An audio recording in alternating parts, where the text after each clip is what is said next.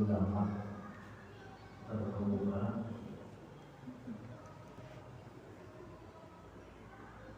dikenal sebagai ulama besar. Di samping seorang alim juga kedua seorang ahli tasawuf, tinggi kedudukannya, bernama Imam Thawban bin Ibrahim. Namanya Thawban bin Ibrahim. Populer nama beliau dengan sebutan Zunnun Al-Misri.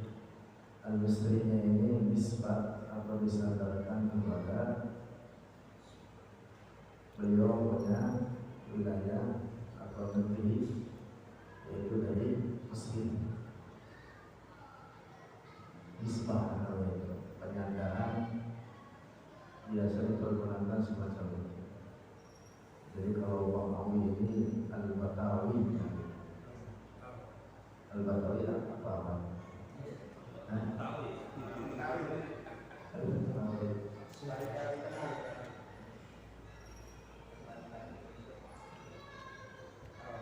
Syekh Nawawi misalkan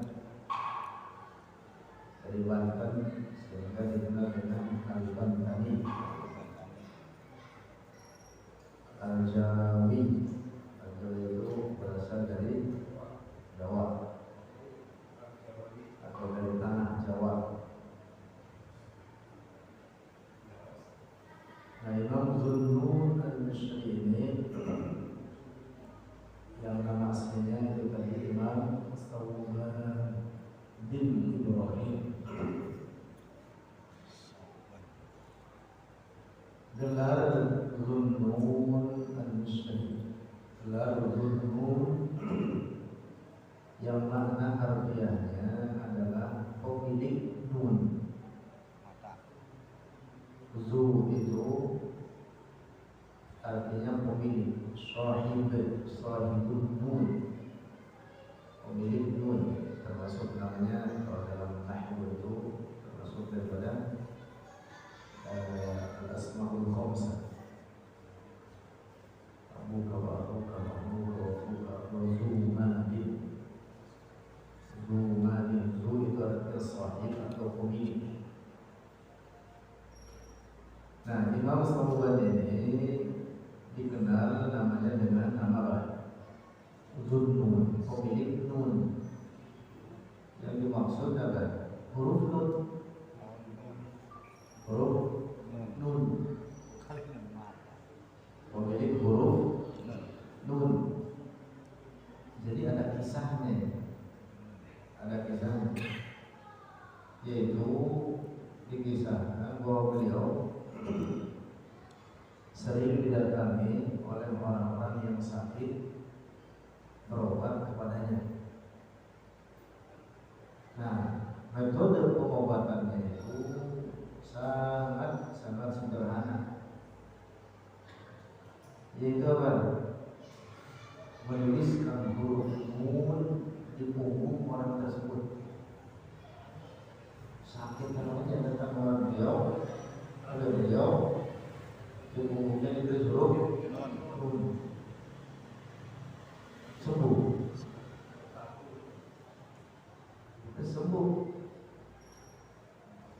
Legal kemudian dikenal dengan apa? Zunnun. Orang punya masalah atau punya penyakit datang kepada beliau mau berobat, ada beliau tulis itu nun. Nah, kira-kira kalau Bang Awi nulis nun gitu, punggung orang sakit, sembuh kagak ya? Sembuh. Sembuh kok kira-kira tambah parah. Bisa juga ya. Tambah parah bisa. Jangan nun, Mbak. Ya.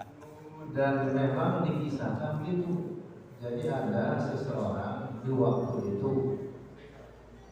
mau mengikuti Imam Thawban tersebut.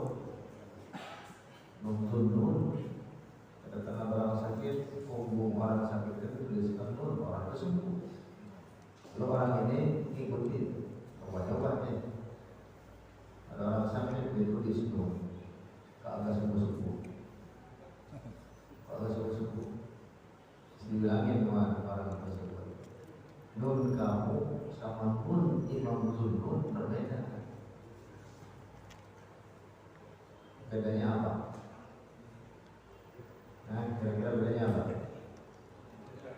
Huruf-hurufnya sama enggak? Sama. Huruf-huruf dari zaman kesannya juga zaman hidupnya huruf-huruf ya begitu. Kita apa di atas?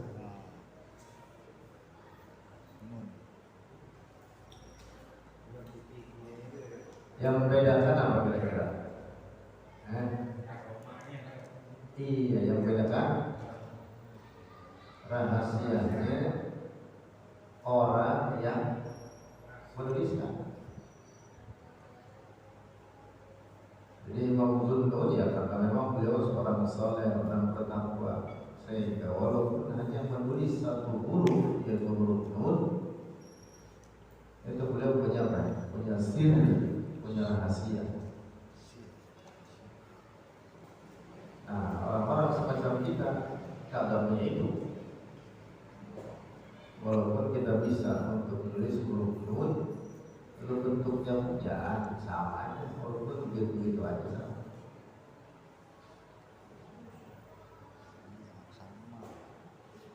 Ada kasus orang masukkan jin, lalu ada orang yang membacain surat atau ayat kursi, kursi dibacain, dia bukan takut malah ngikutin, itu dia ngikutin bacaannya, malah pas hadiah lagi, ngeledek lagi jinnya, ada lagi kagak jadi ada lagi nggak baca, baca lagi. Bukannya kamu berjin itu bukan apa? Ngeledek. Kira-kira apa itu yang membedain dengan para ulama yang jangankan baca ayat kursi, orang memasukkan jin dilihatnya kabur jadi orangnya. Jadi yang membedain apa? Orang.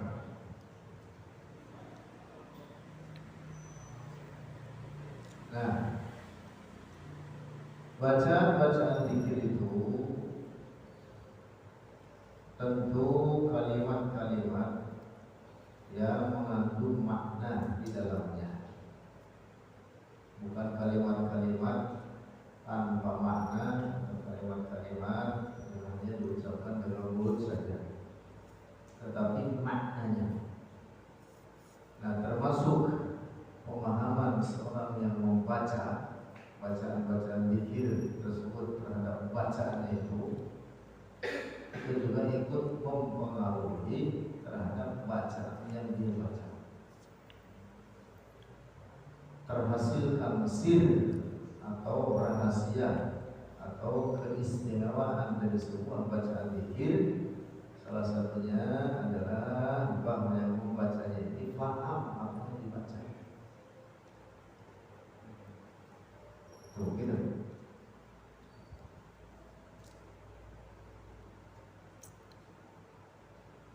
Dalam hadis diriwayatkan bahwa Rasulullah mengatakan seseorang itu dia mendapatkan pahala daripada sholatnya seukuran pemahaman dia terhadap sholatnya itu sendiri, apa yang dibaca olehnya. Coba itu kita pada paham itu apa yang dibaca dalam sholat, ya bukan dalam sholat, di luar sholat juga sama. Khusus terkait sholat disebutkan ada riwayat hadis mengatakan begini,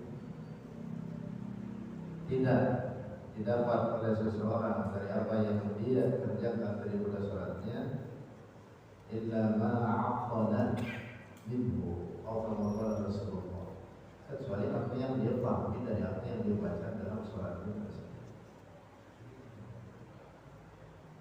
Nah, karena itulah maka sebenarnya disinilah perbedaan antara kita dengan para ulama. Para ulama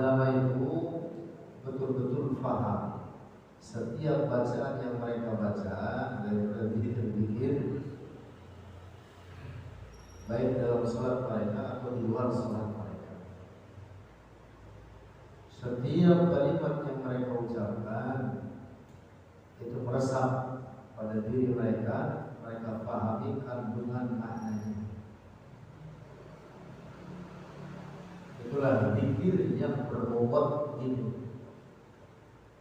Namanya zikir ada isinya. Kalau kita kira-kira zikir ada isinya nggak kayak kopong, kopong. Oleh berat padi mah kelihatan padinya. Begitu dipencet itu ada isinya. Apa itu namanya? Gabuk. Gabuk juga di isinya. Kulitnya itu ada.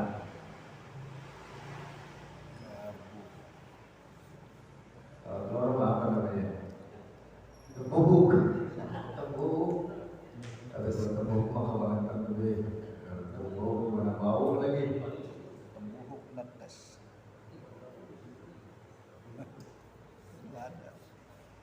Karena itu pula maka dalam praktik zikir para ulama mengatakan ada 3 tingkatan. Yang pertama ada zikir yang hadir hatinya dan mengucapkan dengan mulutnya. Jadi hatinya hadir dibawa olehnya, dia konsentrasi terhadap apa yang dia bacanya dan sekaligus juga dibaca dalam mulutnya. Jadi mulut mengucapkan, hati konsen memahami daripada kandungan yang dibaca. Jadi hadirul qalbi wal lisan, dua-duanya pergunakan hatinya dan lidahnya. Yang kedua, tingkatannya berurut. Tingkatan yang kedua adalah zikrul qalb atau zikrul bil qalb duna lisan. Tingkatan kedua adalah zikir dengan hati tanpa mengucapkannya dengan lidah. Ini tingkatan kedua. Tingkatan kedua. Ini cakapnya. Walaupun pada tingkatan kedua, terlihat pada mulutnya dia kagak ngapain, tapi hatinya berdiri terus. Nah, baru kemudian tingkatan yang ketiga, yang paling rendah, yaitu hatinya tidak hadir, mulutnya besar. Rombongan kita nih itu. Jadi dia rombongan kita. Iya, mulut mau ucap, tapi hati ngayal. Ayat mana tahu? Ada di HP, ada di WhatsApp, ada di mana? Ada di Piala Dunia. Iya, warung kalah menang nih. Tahu dah. Warung juga. Kapan itu perbolehnya? Jam 10 ntar. Kita belum. Dulu yang kedua. Sampai hafal. Udah mau dites doang. Benar. Mulutnya ngucap tapi hatinya ayam. Nah, ini berarti ini tingkatan paling rendah. Umumnya terjadi pada orang-orang semacam kita atau pada umumnya orang-orang awam. Tapi ada banyak juga masih pikir taunya. Daripada kagak. Ibu-ibu marahin anaknya atau ngamuk sama lakinya, baca istighfar, astagfirullah, gitu. Nah, iya. Di mulut doang, ini gak paham, astagfirullah di ngucap doang. Kalau dia lagi ngomong. Nah, tapi lumayan juga sebenarnya. Lumayan. Daripada kagak sama sekali. Iya. Nilai 6. Nah, yang dimaksud hadir dengan hati itu artinya dia memahami apa yang diucapkannya, memahami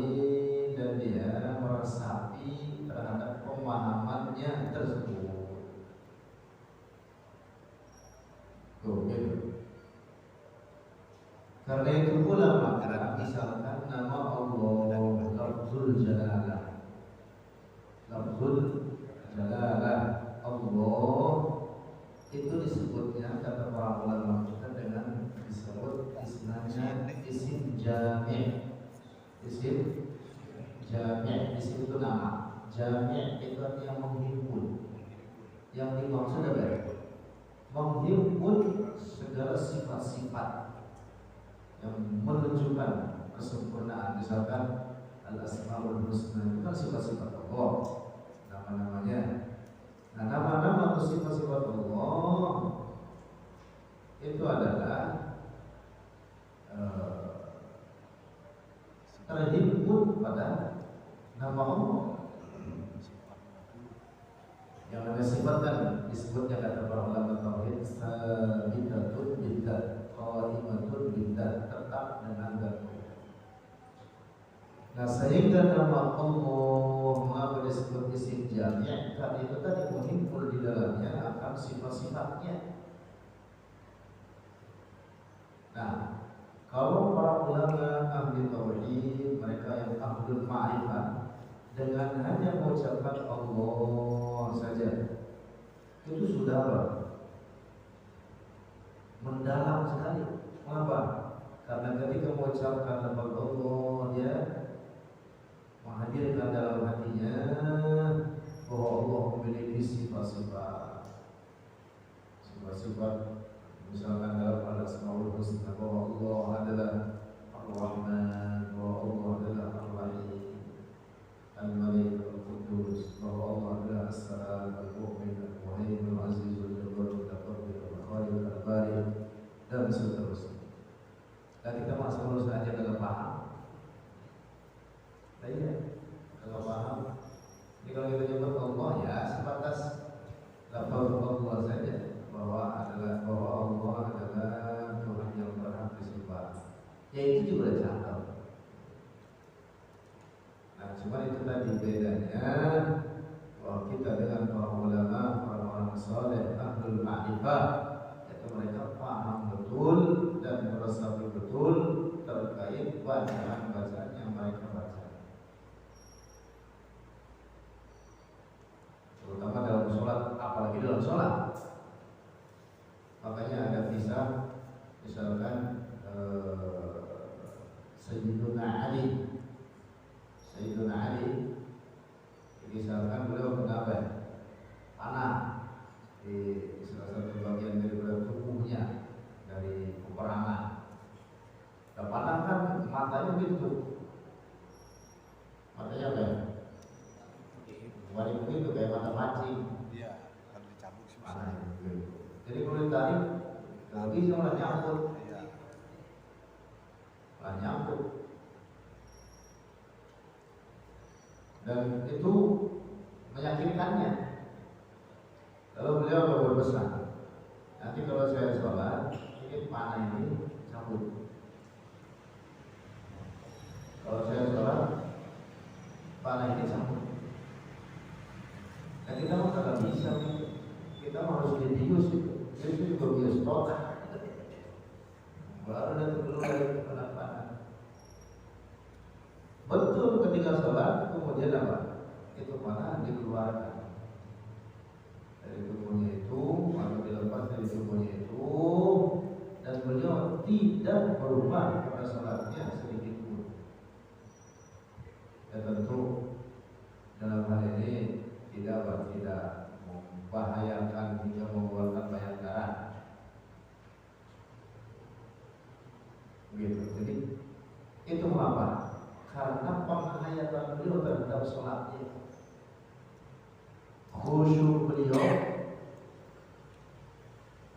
konsentrasi beliau terhadap praktik sholatnya, daripada bacaan-bacaan yang dibacanya, ketakutannya kepada Allah, penghambaannya kepada Allah. Itu sampai puncak, sampai kalau rasa itu panah dikeluarin. Coba kita jangan kata panah, nyamuk satu biji dari gerebesan. Kalau kita biji di kaki. Untuk kita ngobrol lagi sholat. Ini nyamuk subay betul. Apalagi kalau di luar sholat nih nyamuk nempel di pipi digampar pipinya. Gampar dewek. Gampar dewek. Rombongan gitu. Dikisahkan pula misalkan dan banyak ini semacam ini dari sahabat Utsman ibn Affan. Beliau sholat 2 rakaat menghatamkan Al-Quran. Bagaimana itu? Kita mah 2 tahun, bukan 2 rakaat, 2 tahun dengan hatam. 2 tahun, 20 tahun. 20 tahun. Masya Allah, 2 rakaat. Kira-kira kalau kita berdiri, jangan kata Sebutan 10 juz 1 rakaat, 1 juz juga nggak bisa udah. Nyungsep bisa. Terawih aja dibagi 1 juz salaman. Terawih 1 malam 1 juz. Yang baca itu udah lama banget. Dikisahkan Utsman bin Affan dalam 2 rakaat sholat sunnah beliau menghatamkan Al-Quran. Nah tentu ini karomah bagi beliau. Jadi orang kalau sampai pada keadaan di mana sampai pada puncaknya dalam konsentrasi dia, itu tadi pemahaman terhadap bacaan, pengamalan terhadap ajaran-ajaran agama, keyakinan yang kuat dalam hati, tentu akan mendapatkan karomah, kemuliaan dari Allah bagi seseorang yang itu di luar kebiasaan. Di luar kebiasaannya bukan sesuatu yang normal, malah tidak normal. Jadi karomah itu amrun khariqun lil 'adat yang baru ada. Jadi perkara yang di luar kebiasaan yang nampak pada tangan seorang wali. Ada sebagian wali Allah, sebagian wali Allah ada guru-guru kita menceritakan. Ada sebagian mereka sholat 15 hari berdiri aja. 15 hari berdiri aja. Apa yang diperiksa orang benar kata dia lagi sholat di hutan. Kita dari jauh benar dia. Jangan-jangan dia kalau malam istirahat lagi. Benar 15 hari kagak berubah-ubah berdiri. 15 hari gak makan, gak minum. Dan sholat yang lain bagaimana? Itu hilang konsentrasinya. Dia dalam dia sendiri dalam sholat. Sehingga kata para ulama yang 15 hari sampai dia sampai dia bersolat yang 15 hari kan ada sholat-sholat yang wajib dikerjakan. Itu semuanya apa? Jadi gugur, tidak wajib. Mengapa? Karena dia dalam keadaan fana namanya. Dalam istilah tasawuf itu namanya fana. Jadi hilang rasa dan asa. Hilang gitu. Hilang apa? Perasaan dia terhadap dirinya hilang, kesadaran dia terhadap sekelilingnya.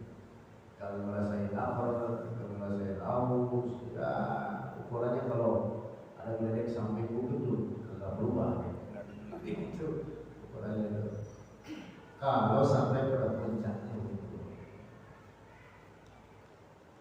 Nah, jadi salah satu jalan untuk menuju situ, menuju tingkatan tersebut, bukan berarti saya sudah nyampe, bukan, ini mah. Nah, salah satu jalan untuk mencapai derajat tersebut adalah memahami apa yang diucapkan dalam pikir. Itu bukan mengukur banyaknya doang, tapi gak paham. Pikir bisa pakai ribuan kali, tapi gak paham. Atau bahkan bisa jadi ada sebagian orang, dan ini kenyataan. Dia memiliki keyakinan rusak karena memahami makna zikir yang rusak. Memahami dengan pemahaman yang rusak terhadap zikir yang dibaca. Misalkan ada sebagian orang-orang awam yang rusak akidahnya gara-gara pemahaman yang rusak itu tadi, saat dia memahami makna takbir. Takbir Allahu Akbar, dan itu bagian dari zikir. Ada sebagian orang awam yang tidak paham ilmu, dia memahami bahwa Allah punya bentuk dan ukuran yang sangat besar. Karena dia memahami mana takbir, dia kata Allahu Akbar, Allah Maha Besar. Dengan begitu maka berarti Allah punya bentuk gede banget. Alhamdulillah. Ini orang jangan kata dikira berbahala, malah ini orang jatuh dalam kekufuran, menjadi kafir, rusak akidahnya.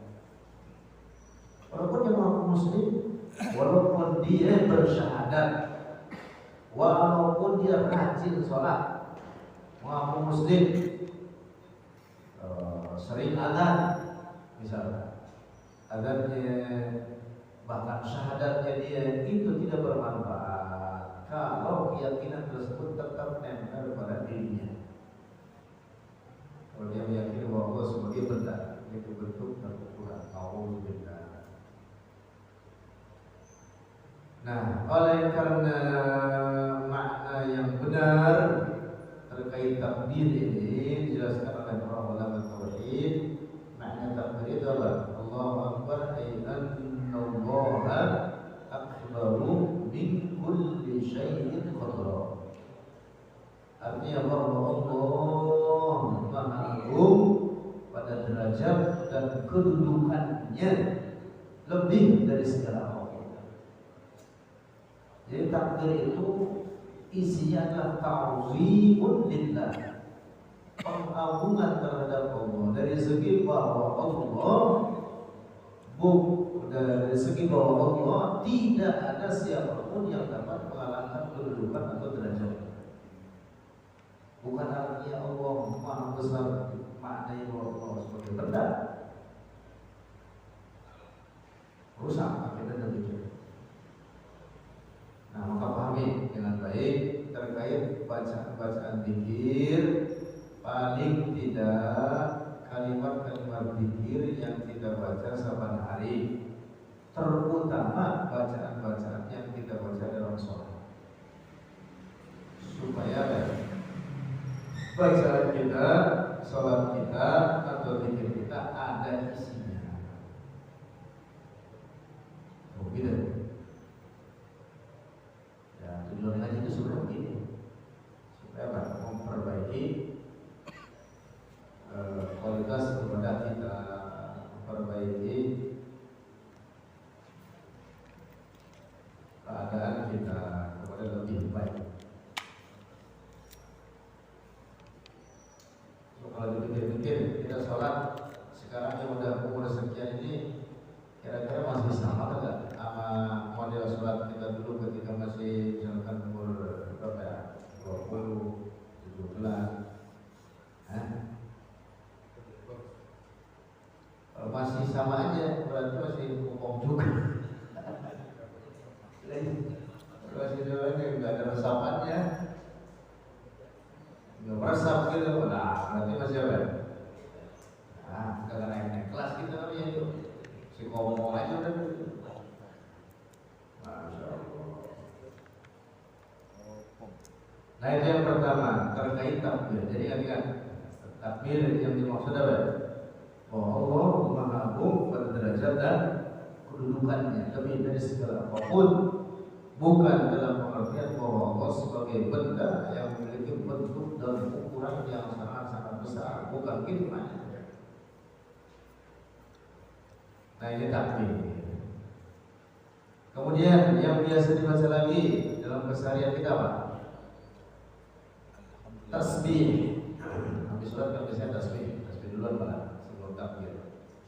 Apa tasbih? Membaca Subhanallah. Ini pahami dengan baik ini. Karena sebenarnya tasbih ini adalah di dalamnya mengandung intisari tauhid. Tasbih itu artinya mensucikan Allah. Yang dimaksud mensucikan Allah adalah tidak menyerupakannya dengan segala apapun dari ciptaannya. Bahwa Allah Maha Suci dari segala aib dan celah, Maha Suci daripada kekurangan-kekurangan, Maha Suci daripada menyerupai segala ciptaannya. Mana tasbih itu? Mensucikan Allah. Sampai orang tauhidkan Allah. Meyakini bahwa hanya Allah yang berhak disembah. Meyakini bahwa Allah tidak ada keserupaan bagi dengan suatu apapun. Termasuk dalam makna tasbih ini meyakini bahwa Allah ada tanpa tempat dan tanpa arah. Paham betul? Paham ya? Termasuk dalam kandungan makna tasbih ini berkeyakinan bahwa Allah tidak dapat diraih oleh akal pikiran manusia. Karena itu para ulama tauhid mengatakan mahma tasawwarta ibadika Allahu bi khilafi dzalika. Apapun yang terlintas dalam hatimu tentang Allah, maka Allah tidak seperti demikian itu. Oleh karena apapun yang terlintas dalam pikiran kita mesti dia itu benda. Pasti dia itu benda. Coba pikirin apa? Benda bukan? Benda. Oh iya, pikir apa? Mesti benda. Bawa dia pikiran kan? Lah. Kita semua punya pikiran kan? Ya. Oh, punya pikiran apa gila?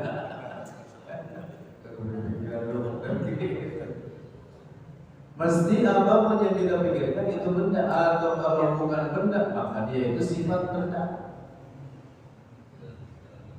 Allah bukan benda, karena itu Allah tidak boleh dipikirkan, dibayangkan, tidak boleh digambar dalam bentuk dan ukuran Allah. Jadi kalau dibayangkan, bagi dibentuk sudah tasbih jatuhnya itu. Apa itu tasbih? Merupakan Allah dengan ciptaannya, dan itu adalah keyakinan rusak. Nah, jadi pahami terkait tasbih. Tasbih yang kita baca Subhanallah, Subhanallah, Subhanallah, itu hadirkan dalam keyakinan kita, dalam hati kita terkait kesucian Allah, bahwa Allah tidak menyerupai segala apapun dari ciptaan. Waduh, itu berisi betul itu. Berisi betul. Kalau paham makna tauhid yang macam tasbih, masya Allah, tasbihnya itu berisi. Berisi betul. Padat-padat berisinya. Subhanallah, Subhanallah, Subhanallah. Nah kemudian sebelum beberapa bacaan zikir yang lain, perlu diperhatikan juga dalam praktik membaca. Nah tadi saya sampaikan jangan ngejar jumlah, tetapi bacaannya belepotan. Kalau merusak bacaan zikir, jumlah seberapapun banyaknya, maka itu tidak akan memberikan manfaat bagi dirinya. Tidak akan terhasilkan rahasia daripada bacaan yang dibacanya tersebut. Tidak bakalan. Dan tidak akan meningkatkan derajatnya. Tidak memberikan manfaat bagi dirinya. Para ulama begitu. Contoh, ini terkait praktik mengucapkan. Contoh ya. Lafaz Allah itu ada madnya. Lafaz Allah ada madnya. Mad itu dibaca panjang. Allah, Allah, atau takbir Allah, Akbar, Allah, Akbar, Allah, Akbar. Begitu.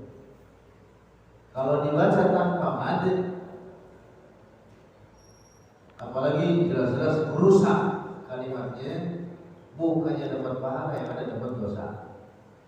Allah Akbar baca cepat itu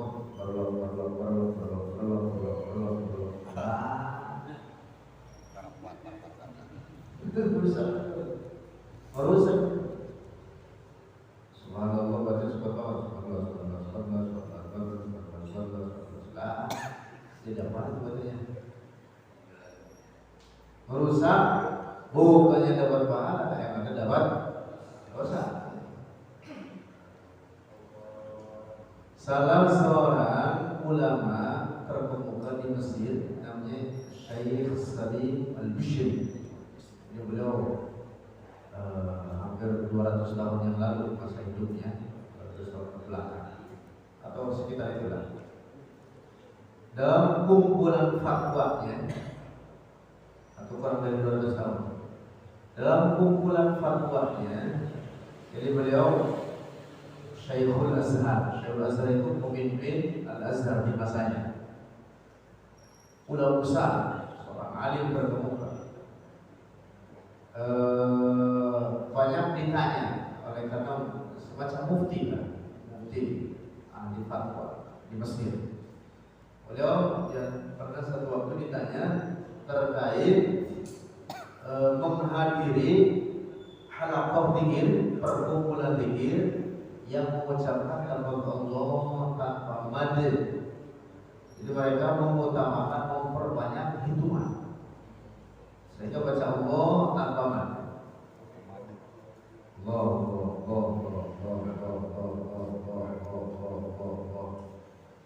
Kata beliau apa dalam fatwanya? Kata beliau haramun hudurul majalis ini, haram mendatangi majlis-majlis mereka.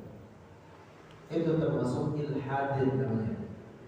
Ilhad itu artinya kesesatan dalam menyebut nama-nama Allah. Al-Quran, di dalam Al-Quran Allah berfirman, orang kayak itu suruh tinggalin, jangan didekati. Wa darul ladzina yahduna fi asma'i, dalam Al-Quran. Walillahi al-asma'ul husna fad'uhu biha wa darul ladzina yahduna fi asma'i. Nah, jadi kalian Allah ada matnya. Zikir dengan lafaz Allah saja boleh. Boleh. Allah, tapi itu tadi kan ada matnya Allah, Allah, Allah, Allah. Bahkan dalam tarekat Al-Qadiriyah ini namanya lafaz mujarrad. Lafaz Allah itu termasuk salah satu bacaan zikir dalam tarekat Al-Qadiriyah. Allah, Allah, Allah, bacanya begitu.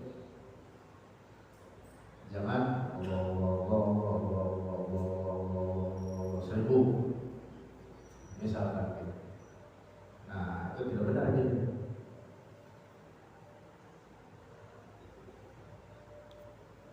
Mengucapkan huwa menjadi hu, wawunya semula berfathah, boleh disukunkan. Itu namanya isim dhamir. Namanya isim dhamir. Mengucapkan huwa menjadi hu, para ulama mengatakan boleh. Makna artinya isim dhamir itu artinya nama atau kata ganti. Yang dimaksud huwa di sini adalah dialah Allah. Huwallahul ladzi la ilaha illa huwa. Nah, hanya saja ketika dibaca, wow, jadi sukunkan menjadi hu, boleh. Ya, yang dimaksud adalah huwa.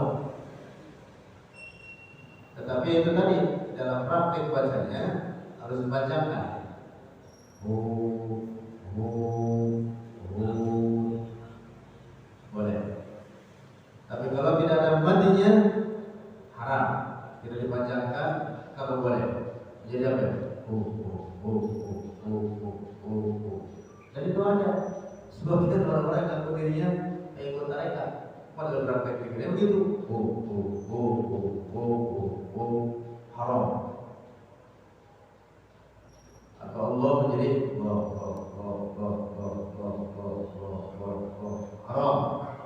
Ya. Ketika ini penting. Jadi bacaan itu supaya terhasilkan rahasianya dan berpahala serta bermanfaat bagi diri kita, hendaknya dibaca dengan baik dan benar sesuai tuntunannya. Yang panjang-panjangin, yang pendek-pendekin, sesuai harokatnya, sesuai apa? Panjang pendek.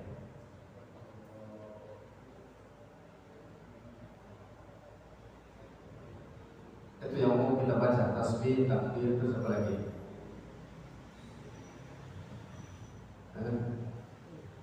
Apa lagi? Yang sering baca. Itu pernah baca, bukan ya? Udah gitu, kira-kira sering baca.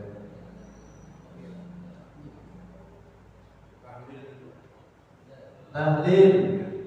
La ilaha illallah maknanya la ma'budu bihaqqin illallah. La itu namanya huruf nafi. Huruf apa? Nafi. Huruf nafi itu artinya untuk meniadakan. Untuk meniadakan. Ilah itu artinya al-ma'bud bihaq, yang disembah dengan hak. Nah, kalimat tahlil ini tersusun dari dua rangkaian yaitu disebut dengan an-nafyu wal isbat. La ilaha itu namanya nafi. An-nafyu itu meniadakan. Maknanya tidak ada siapapun yang berhak disembah. Itu makna la ilaha. Jadi menafikan ketuhanan dari siapapun. Tidak ada siapapun yang berhak disembah. Nah, kemudian illallahnya disebut dengan isbat. Disebut dengan apa? Isbat. Isbat itu artinya mendatangkan bahwa ketuhanan hanya tertentu bagi Allah, bahwa yang berhak disembah hanya tertentu bagi Allah. Nah, maka makna kalimat tadi la ilaha illallah tadi maknanya la ma'budu bihaqqin illallah, tidak ada yang disembah dengan hak kecuali Allah, atau tidak ada yang berhak disembah kecuali Allah. Itu mana yang begitu? Ketika terjemahnya ketika begitu. Tidak ada yang disembah dengan hak atau tidak ada yang berhak disembah kecuali Allah. Itu mana yang begitu? Hati-hati, jangan sampai diterjemahkan tidak ada yang disembah kecuali Allah. Ini terjemahan kurang. Kalau dikatakan tidak ada yang disembah kecuali Allah, ini terjemahan rusak. Karena yang disembah itu tidak hanya Allah. Ada nggak selain Allah yang disembah? Ada. Patung, api, matahari yang sudah disembah oleh orang-orang kafir. Kalau dikatakan tidak ada yang disembah kecuali Allah, berarti setiap yang disembah adalah Allah. Cuman jadi begitu. Makanya para ulama pun mengatakan tidak boleh diartikan la ilaha illallah ini dengan la ma'budu illallah. Salah itu. Ketika ini, karena ada sebagian orang dalam pikirnya atau dalam bahkan dalam ceramahnya dia membuka ceramahnya dengan la ilaha illallah, dia kata la ma'budu illallah. Ini sebenarnya makna yang kurang, tetapi la yang benar la ma'budu bihaqqin illallah. Tidak yang disembah dengan hak kecuali Allah. Paham ya? Nah, dalam praktiknya tidak boleh dipisahkan antara dua rangkaian ini. Tidak boleh dengan nafi saja, tidak boleh dengan isbat saja. Tidak boleh mengucapkan la ilaha saja, la ilaha, la ilaha, la ilaha, la ilaha, la ilaha. Alhamdulillah. Begitu itu sama juga dengan pemahaman orang-orang teis ini. Tidak ada Tuhan yang berhak disembah, berarti tidak ada Tuhan sama sekali. Atau illallah saja tanpa nafi, hanya isbat saja dikirnya juga haram boleh. Illallah, illallah, illallah, illallah, illallah, tidak boleh. Jadi harus lengkap antara nafi dan isbat. Karena itu dalam hadis Rasulullah mengatakan apa? berzikri la ilaha illallah. Harus lengkap. Dalam Al-Quran firman Allah, fa'lam annahu la ilaha illallah wastaghfir li dzambik. Oh, gitu. Saya dapetin ada sebagian orang pikir beberapa dari mereka mengaku mengikut mereka, mengaku mengikut mereka, tapi pikirnya apa? Mengucapkan la ilaha illallah cepat banget sampai kagak jelas, akhirnya malah apa? Yang ada isbatnya doang, begitu doang. Iya, sampai orang-orang mungkin berjamaah. Orangnya, awalnya pikirnya cakep. La ilaha illallah. Pelan, la makin cepat. La ilaha illallah. La ilaha illallah. La makin cepat. La ilaha illallah. Wah, cepat illallah doang.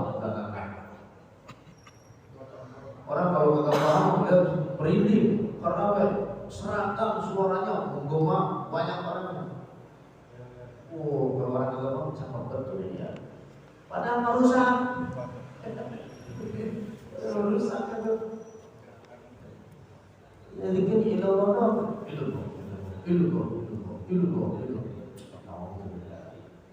Nggak boleh. Harus lengkap. Lagi ngapain? Ngejar-ngejar apa? Hitungan. Maksudnya dengan pikir model kayak gitu, ya kalau banyak dengan bacaan yang baik tentu baik. Tapi kalau banyak tapi dengan bacaan yang merusak ya bukan dapat pahala, bukan dapat dosa.